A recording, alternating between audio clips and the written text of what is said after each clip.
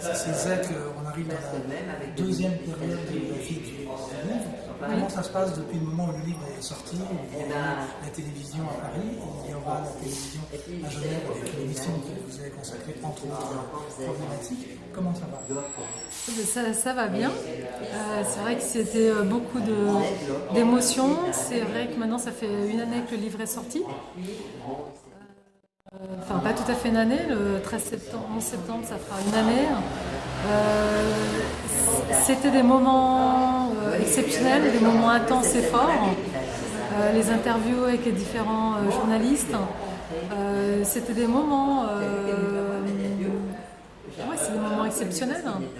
Est-ce que vous avez découvert d'autres livres que les journalistes vous font découvrir comme dans une interview un peu inopinée comme celle-ci? Ah, alors là, qu'est-ce que j'ai découvert? C'est... Vous dites dans l'autre interview que ça vous a, cette aventure tragique, ça vous a pris 10 ans pour voir vous-même autrement, pour voir les hommes autrement. Ouais. Oui, tout à fait. Alors, en fait, c'est vrai que c'est des belles rencontres, hein, c'est des expériences humaines. Et le fait de rencontrer, de faire les interviews ou de faire un tournage de film, on rencontre aussi des personnes humaines. Et je rencontre des personnes positives, en fait. Donc, quelque part, ça laisse place, ça prend la place. Mon image inconsciente, peut-être des personnes que j'ai rencontrées qui étaient une personne perverse. Donc ça permet de rencontrer des personnes saines et positives en fait. Et ça donne une bonne image. Il y avait au départ, quand vous avez passé à l'action, c'est-à-dire rentrer en justice, tout ça, est-ce que autre chose que la commisération a lieu à propos du livre, ou bien les gens passent par la période de dire mon Dieu, je vous plains, vous avez été dur, comment vous avez fait? C'est vrai que il y a plusieurs faces, ça dépend des personnes. En fait, ce que j'ai remarqué quand on traite du sujet, soit les personnes en face de nous, elles ont une certaine compassion, de la sympathie, de la gentillesse, ou soit au contraire, ça peut renvoyer une image, et là je parle en général, les personnes, ça peut leur créer une certaine agressivité en fait. Ça peut créer des réactions un petit peu paradoxales, ou soit de l'agressivité ou soit au contraire de la compassion. Donc je préfère quand même rencontrer des personnes qui vont avoir un peu plus d'empathie que l'inverse. Mais bon, je me suis habituée à gérer ça et à faire un travail sur moi pour comprendre ce mécanisme qui est un petit peu normal quelque part.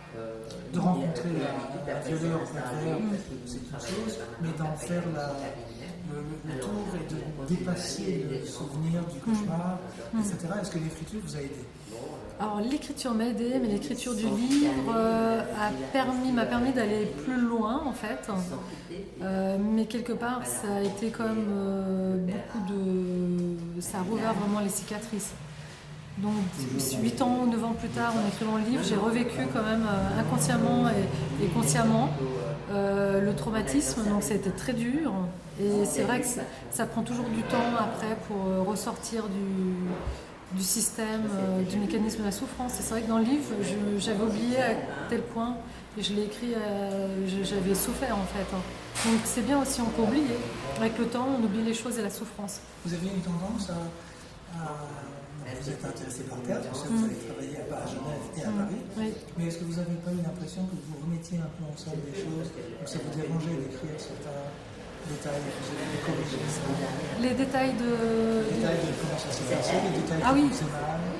Oui, c'est le paradoxe de ce livre, c'est vrai que si je le relis pendant 3 semaines, je vais me sentir assez mal dans ma vie.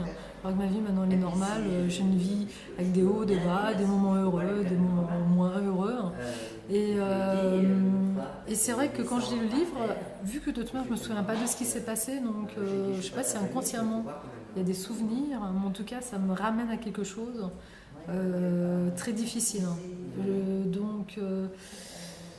Ouais, l'écriture, c'était bien d'aller au bout, d'avoir un objectif, mais pendant un laps de temps court, ça peut être comme douloureux. Mais bon, le côté positif de ma vie est tellement présent que ça reste ponctuel. Alors dans le côté positif, là, vous devriez faire un film adapté. Ça, c'est votre casquette artistique qui vous prend dessus. Exactement, c'est vrai que quand j'ai arrêté ma vie artistique, j'avais produit et co-réalisé un court-métrage de 8 minutes. Et en fait, je me dis aussi, par rapport à toutes les interviews que j'ai faites, j'ai 10 ans d'expérience, en fait, 10 ans d'expérience par rapport à l'analyse du sujet du viol, en fait. Donc, à un moment donné, j'aimerais soit adapter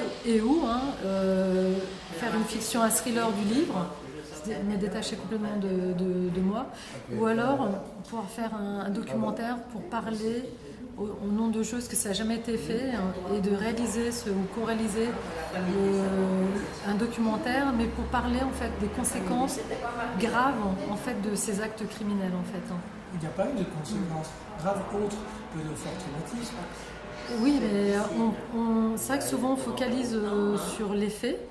Les faits sont horribles, mais parfois les conséquences sont encore plus horribles et beaucoup plus longues que les faits.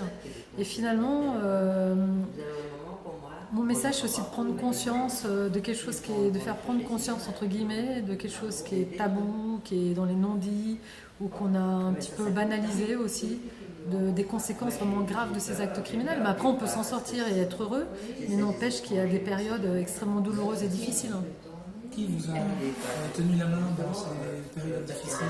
J'ai eu la chance de rencontrer vraiment des personnes magnifiques. C'est justement ces personnes-là qui m'ont aidé aussi à me reconstruire. C'était des médecins, c'était des personnes qu'on rencontre dans la vie, à des périodes, des personnes qui rentrent dans notre vie, puis qui peuvent ressortir, puis qui reviennent.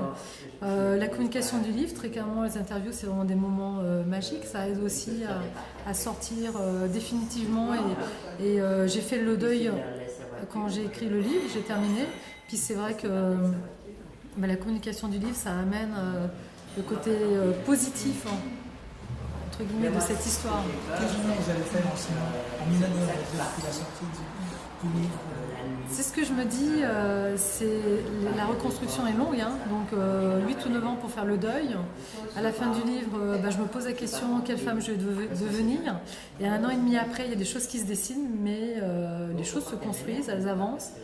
Mais j'ai pas encore vraiment de réponse en fait concrète. Mais c'est le temps qui le dira. Après, le cerveau il va vite et puis la vie elle a peut-être un autre rythme. Quand on vous rencontre en société, on sait que vous travaillez dans la communication, vous êtes présent dans des événements, des cocktails. Est-ce que si on ne sait pas ce qui vous est arrivé, vous en parlez? Non. C'est-à-dire que si j'avais pas fait le livre, probablement j'en parlerais pas. Parce que c'est une vieille histoire et j'ai fait le deuil. Maintenant... on se lie d'amitié avec quelqu'un? Oui, au bout d'un moment, peut-être si on est dans la confidence. Et à un moment donné, bon, c'est pas une obligation, après ça peut être un jardin secret, puis ça dépend après quelle relation on crée avec la personne.